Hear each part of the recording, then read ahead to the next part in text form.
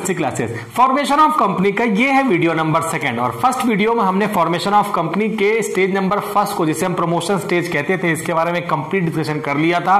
मैंने आपसे कहा था कि बैक टू बैक हम 4 वीडियोस में 4 स्टेप्स के बारे में डिस्कशन करेंगे और ये वीडियो नंबर 2 जिसमें आज हम डिस्कशन करने वाले हैं इनकॉर्पोरेशन स्टेज के बारे में। इनकॉर्पोरेशन मतलब रजिस्ट्रेशन स्टेज भी इसे हम कहते हैं और इस स्टेज का ही होना बहुत ज्यादा जरूरी है क्योंकि रजिस्ट्रेशन होने के बाद ही कोई भी कंपनी अपने लीगल एग्जिस्टेंस में आती है, जिसे हम एक आर्टिफिशियल पर्सन कहते हैं और कंपनी अब अपने नाम से जानी जाती है। तो बहुत इंटरेस्टिंग स्टेप है हमारे लिए जिसे हम इनकॉर्पोरेशन स्टेज कहते हैं और इनकॉर्पोरेशन स्टेज में आपको 4 इंपॉर्टेंट पॉइंट में डिस्कशन करना है और ये एक स्टेप हमारा हो जाएगा एंड। तो वीडियो नंबर 2 है फॉर्मेशन ऑफ कंपनी का इनकॉर्पोरेशन स्टेज। पॉइंट नंबर 1 लिखा है आपके लिए, लिखा है कि फाइलिंग द नेसेसरी डॉक्यूमेंट। आपको बहुत सारे नेसेसरी डॉक्यूमेंट चाहिए होंगे। याद करिए हम लोगों ने प्रमोशन स्टेज में देखा था कि हमने कंपनी के पास सजेसिव वे में बहुत सारे नाम दिए थे। रजिस्ट्रार ने चेक किए इनमें कौन सा नाम जो ऑलरेडी किसी कंपनी का नहीं है और आपके कंपनी ने आपने सजेशन दिए थे उसमें से मैच करता है तो वो नाम रजिस्ट्रार आपके कंपनी का रख देगा। किसी भी कंपनी से मिलता जुलता नाम या सेम आइडेंटिकल नाम आपके कंपनी का नहीं होना चाहिए था। नाम कुछ ना कुछ वहां पे मैसेज देना चाहिए था, एक ऐसा नाम होता जबरदस्त जो लोगों के दिमाग में बैठ जाए। ये सब चीजें हम लोगों ने देखी थी कि ऐसा नाम हमें सजेस्ट करना चाहिए। रजिस्ट्रार सेटिस्फाई होने के बाद में उस नाम से अब कंपनी का रजिस्ट्रेशन प्रोसेस को आगे बढ़ाता है और वहां पर उसे चाहिए होते हैं बहुत सारे डॉक्यूमेंट जिसके लिए वो वहां पर हमसे फीस लेता है और उसके बाद डॉक्यूमेंट्स तैयार करता है। तो रजिस्ट्रार के पास में हमें बहुत सारे इंपॉर्टेंट डॉक्यूमेंट सबमिट करने पड़ते हैं। सबसे पहले उन डॉक्यूमेंट्स को हमें बनाना पड़ता है। डॉक्यूमेंट्स को बनाने का काम भी प्रमोटर ही करता है। प्रमोशन स्टेज खत्म होने के बाद में सारे डॉक्यूमेंट को बनाने का काम करेगा, जो भी लीगल कंप्लायंसेस है, जो भी लीगल गाइडलाइन है उनको फॉलो करेगा और हमारे लिए बहुत सारे इंपॉर्टेंट डॉक्यूमेंट बनाएगा। मैंने प्रीवियस वीडियोस में आपसे इंपॉर्टेंट डॉक्यूमेंट के बारे में कुछ डिस्कशन किया था कि सबसे इंपॉर्टेंट डॉक्यूमेंट कंपनी का होता है जिसे हम MOA मैंने शॉर्टकट में लिखा था, जिसे हम कहते थे मेमोरेंडम ऑफ एसोसिएशन। तो मेमोरेंडम ऑफ एसोसिएशन कंपनी के लिए एक बहुत इंपॉर्टेंट डॉक्यूमेंट होता है। मैं उसके बारे में फिर से आपसे कह दूं, यहां पे बात नहीं करूंगा क्योंकि अपकमिंग वीडियोस में सेपरेट डिस्कशन में आपसे MOA के बारे में करने वाला हूं। तो पहला इंपॉर्टेंट डॉक्यूमेंट MOA, जो प्रॉपर गाइडलाइन फॉलो करके प्रॉपर लॉ जो रूल्स बने हैं उसको फॉलो करके बनाया जाएगा और कंपनी की सारी डिटेल उसमें होंगी और ये बनाएगा प्रमोटर और सबमिट करेगा रजिस्ट्रार के पास में।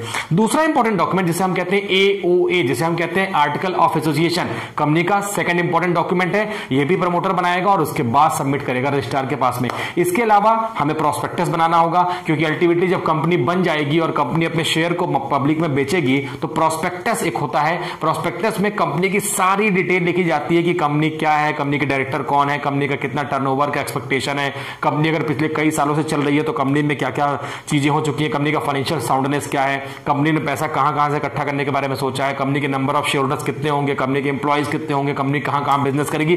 बहुत सारी चीजें उस प्रोस्पेक्टस में लिखी जाती हैं। प्रोस्पेक्टस को बस यूं समझ लीजिए कि आप किसी स्कूल में एडमिशन लेने जाते हैं तो वहां पे आपको सबसे पहले प्रोस्पेक्टस पकड़ाया जाता है। प्रोस्पेक्टस को पलटने के बाद में आप उस स्कूल के बारे में सारा आइडिया लगा लेते हैं कि कैसा इंफ्रास्ट्रक्चर है, कौन से टीचर है, कितना अच्छा रिजल्ट है। ठीक ऐसे ही कंपनी की जो सारी डिटेल है आपको उस प्रोस्पेक्टस में मिल जाती है। जो शेयर होल्डर कंपनी में शेयर खरीदने के पहले उसको पढ़ता है, तो ये आपको पहले से तैयार कर लेना है, जिसे हम प्रोस्पेक्टस कहते हैं। इसके अलावा में हमें बताना होगा कि भाई जो कंपनी चल रही है उसका हेड ऑफिस कहां पे होगा, उसका एड्रेस क्या होगा। तो ये सारी बातें इंपॉर्टेंट डॉक्यूमेंट कहलाती हैं क्योंकि कंपनी का हेड ऑफिस, जिसे हम कंपनी जिस जगह पे रजिस्टर्ड होगी वो बहुत इंपॉर्टेंट होता है किसी भी कंपनी के फॉर्मेशन के टाइम पे और इस हेड ऑफिस के बारे में हमें बताना पड़ता है। ये इंपॉर्टेंट ध्यान रखना पड़ेगा। एक रिटन कंसेंट डायरेक्टर को देना होता है कंपनी में कि वो उस कंपनी का डायरेक्टर है और डायरेक्टर बनने के लिए प्रीवियस वीडियो हमने प्रमोशन में देखा था कि क्वालिफिकेशन शेयर डायरेक्टर लेता है और कंपनी का सिग्नेटरीज बन जाता है। इंपॉर्टेंट डॉक्यूमेंट में साइन करने का अधिकार उसे होता है। इसके अलावा हमें एक वहां पर स्टेटमेंट देना होगा, नोटिस देनी होगी जिसमें रजिस्ट्रार के पास में कि भाई कंपनी जो है अब बनने के लिए है और ये तमाम डॉक्यूमेंट हम जमा कर रहे हैं। इसके अलावा एक कंसेंट देना होगा कि जो भी डॉक्यूमेंट हमने आपके पास में सबमिट किए हैं ये सारे ही डॉक्यूमेंट हमारे लेवल पे ये प्रमोटर बोलेगा कि जो कंपनी खोलने के लिए हैं, जिन्होंने कंपनी खोलने के बारे में सोचा है उन्होंने सारी ही जानकारी सही रजिस्ट्रार के पास में इंपॉर्टेंट डॉक्यूमेंट के थ्रू या उन इंपॉर्टेंट डॉक्यूमेंट के वे में वहां पर सबमिट की है। कई बार फॉर्जरी हो जाती है, कई बार डुप्लीकेसी, वहां पर हम फ्रॉड करने का सोच लेते हैं, तो ऐसे में एक हमें रिटन कंसेंट जमा करना होगा जिसे हम डिस्क्लेमर कहते हैं कि भाई हमने जो इंफॉर्मेशन दी है वो सारी सही से इंफॉर्मेशन है, इसमें कोई भी हमने फर्जीवाड़ा नहीं किया है। तो इंपॉर्टेंट डॉक्यूमेंट है, हमें बनाने हैं और रजिस्ट्रार के पास में जमा करने हैं। रजिस्ट्रार सारे डॉक्यूमेंट को चेक करेगा।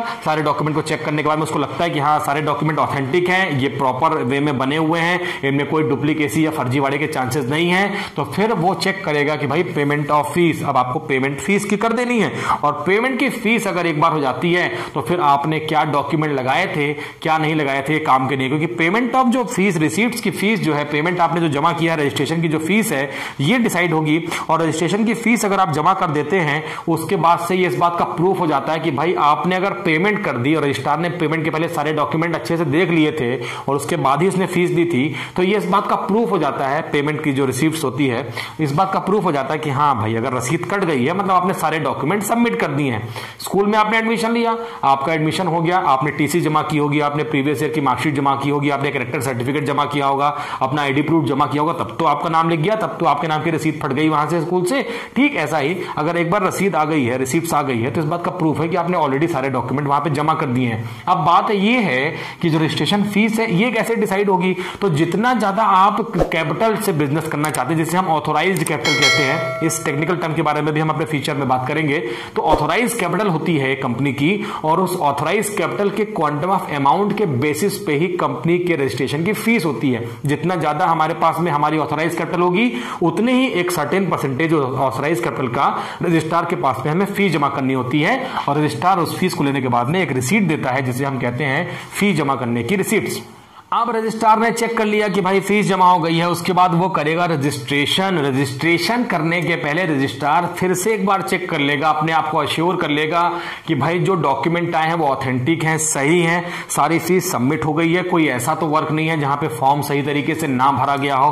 फॉर्म नहीं भरा गया तो वो करेक्शन के लिए भेजेगा, आप फॉर्म सही तरीके से भरिए। जहां जहां पे रिक्वायर्ड थे सिग्नेचर करने के लिए वो सिग्नेचर आपने किए हैं कि नहीं किए हैं, सारे चीजों से सेटिस्फाई होने के बाद में रजिस्ट्रार ऑफ कंपनी जो होता है वो कंपनी के नाम को रजिस्टर्ड कर लेता है। जो भी उसके पास में रजिस्टर्ड होता है उसमें कंपनी के नाम को रजिस्टर्ड लिख लेता है और इसे हम कहते हैं कंपनी का इनकॉर्पोरेशन या रजिस्ट्रेशन। तो रजिस्ट्रेशन हो गया है और रजिस्ट्रेशन होने के ठीक बाद से कंपनी बन जाती है एक सेपरेट लीगल एंटिटी, मतलब कि अब बाकी मेंबर से अलग। और रजिस्ट्रेशन की डेट ही कहलाती है कंपनी की डेट ऑफ बर्थ, जिस डेट से कंपनी एक आर्टिफिशियल पर्सन बन जाती है और उसका एक सेपरेट एग्जिस्टेंस हो जाता है। उसकी डेट ऑफ बर्थ वो डेट मानी जाती है जिस डेट को रजिस्ट्रार ने अपने रजिस्टर में कंपनी के नाम को सेटिस्फाई होने के बाद में सारे डॉक्यूमेंट से उसका नाम लिख लिया है, तो वो रजिस्ट्रेशन की डेट कहलाती है और उस डेट से कंपनी अपने सेपरेट लीगल एग्जिस्टेंस में आ जाती है। मामला बहुत क्लियर हो गया कि कब से उसकी डेट ऑफ बर्थ मानी जाएगी।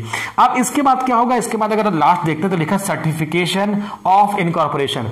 भाई ये तो रजिस्ट्रार ने अपने नाम अपने रजिस्टर में लिख लिया कि कंपनी का रजिस्ट्रेशन हो गया है, हमें मतलब जिन लोगों ने कंपनी खोलने का लिए प्रमोटर को अपॉइंट किया था उनके पास क्या प्रूफ है, उस प्रूफ के लिए रजिस्ट्रार एक सर्टिफिकेट इशू करेगा और उस सर्टिफिकेट में लिखेगा, उसमें काफी सारी डिटेल लिखी जाएंगी कि इस डेट से कंपनी को सारे डॉक्यूमेंट सेटिस्फाई होने के बाद में हमने यहां पर कंपनी को इस नाम से रजिस्टर्ड कर दिया है, इसका हेड ऑफिस ये है। तो रजिस्ट्रार एक सर्टिफिकेट इशू करेगा और जिस डेट को सर्टिफिकेट इशू होगा उस डेट में उस डेट को लिखा जाएगा कि रजिस्ट्रार ने जिस डेट को सर्टिफिकेट बनाया है, तो जो सर्टिफिकेट बनने की डेट होगी उसी डेट से कंपनी को बोला जाएगा कि कंपनी का इनकॉर्पोरेशन हो गया है। इसके बाद अगर रजिस्ट्रार ने सर्टिफिकेट बना के तैयार कर दिया है और जो भी पर्सन अब रजिस्ट्रार के से सर्टिफिकेट लेने आता है अगर वो लेने में डिले करता है और इस डिले के बीच में मान लेते हैं कि आज जनवरी 1 को कंपनी का इनकॉर्पोरेशन हो गया है, अब जिसके नाम से रजिस्ट्रार ने बनाया है वो लेने 10 दिन बाद आता है, तो 10 दिन बाद अगर 1 तारीख से और 10 तारीख के बीच में कोई वहां पर इश्यूज हो जाते हैं क्योंकि कंपनी तो बन चुकी है,